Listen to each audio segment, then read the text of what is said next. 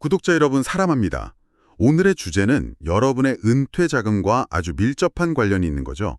바로 2025년에 적용될 폼 1099-R과 5498, 이 세금 보고서들의 주요 업데이트 내용입니다. 네, 또 세금 서류 얘기야. 지루하겠네. 이렇게 생각하실 수도 있는데요. 잠깐만요. 네네. 올해 IRS 지침 변경 사항 중에는요. 정말 여러분의 은퇴 계좌나 세금 신고에 생각지도 못한 영향을 줄 수 있는 그런 내용들이 숨어 있습니다. 맞습니다. 오늘 그 핵심만 쏙쏙 뽑아서 명쾌하게 설명해 드릴 테니까요. 꼭 집중해 주시면 좋겠습니다. 특히 그 폼 1099-R, 그러니까 은퇴 계좌에서 돈을 인출했을 때 받는 서류인데요. 여기에 좀 주목할 만한 변화가 있어요. 어떤 거죠? 그 박스 7이라는 탄이 있는데 거기에 Y라는 코드가 새로 생겼습니다. Y요? 네, Y. 이게 뭐냐면 적격 자선기부금, QCD라고 부르는 걸 특별히 표시하기 위해서예요. 아하. 그러니까 은퇴 계좌에서 바로 자선단체로 기부하시는 분들, 이런 분들은 이 코드가 왜 중요해졌는지 좀 아셔야 합니다.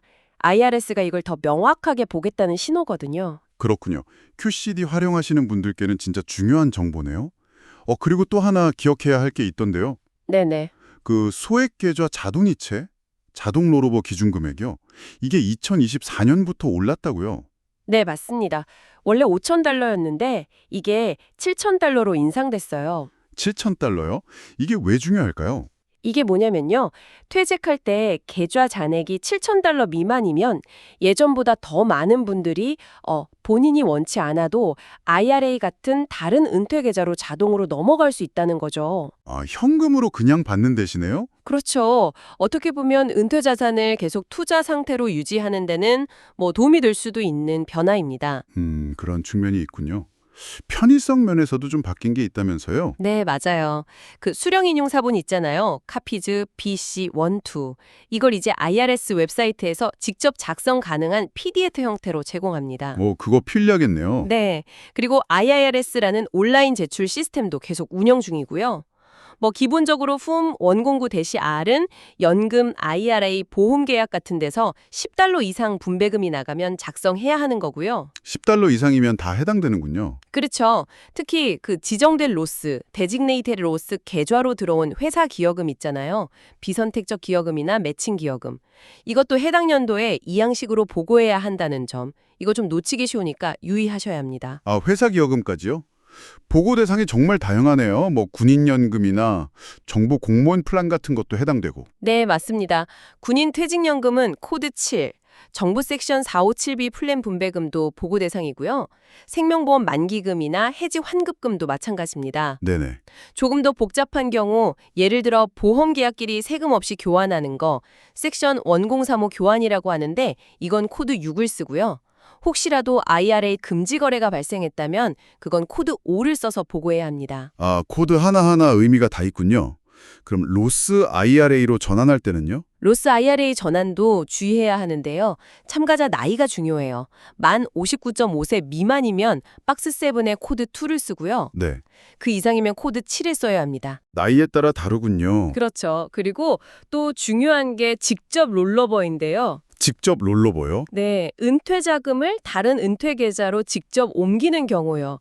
근데 이때 모든 금액이 다 롤러버 대상이 되는 건 아니에요. 아닌 것도 있어요? 네, 예를 들어서 그 해에 꼭 받아야 하는 최소 의무 인출금, RMD라고 하죠. 네네, RMD. 네, 이 RMD나 특정 대출 상계액 같은 건 롤러버할 수 없으니까 이걸 잘 구분해서 처리해야 합니다. 그럼 직접 롤러버는 보고서에 어떻게 표시되나요?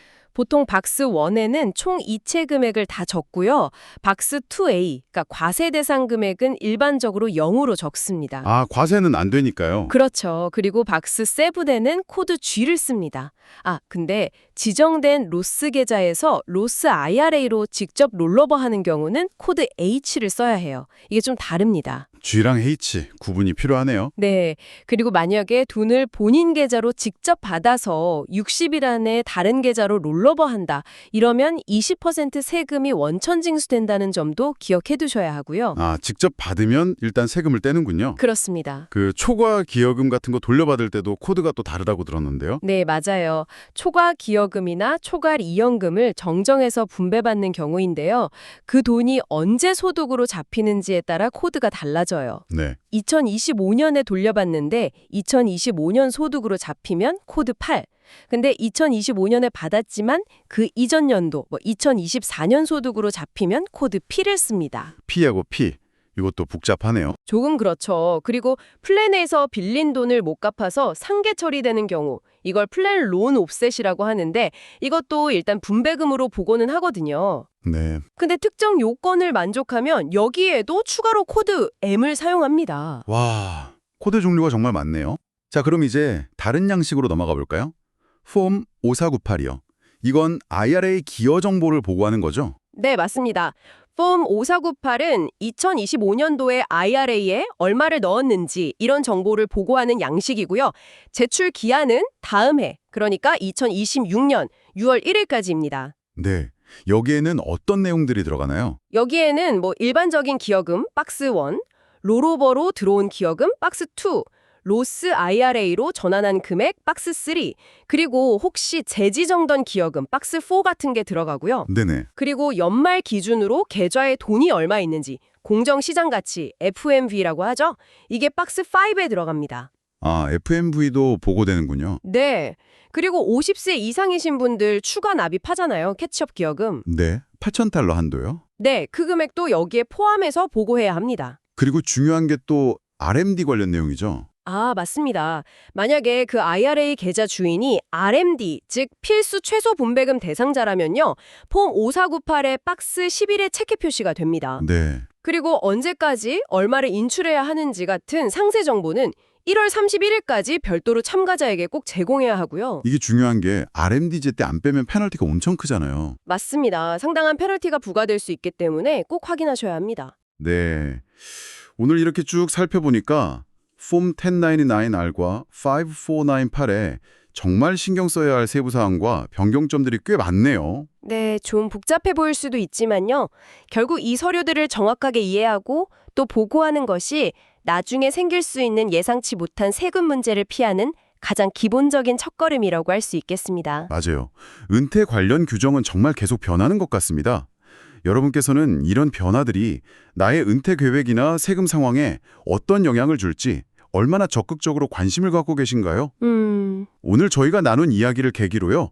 잠시 시간을 내셔서 본인의 상황을 한번 점검해 보시면 어떨까 싶습니다. 네, 꼭 필요한 과정이라고 생각합니다. 네, 오늘 도움 말씀 감사합니다. 네, 감사합니다. 감사합니다.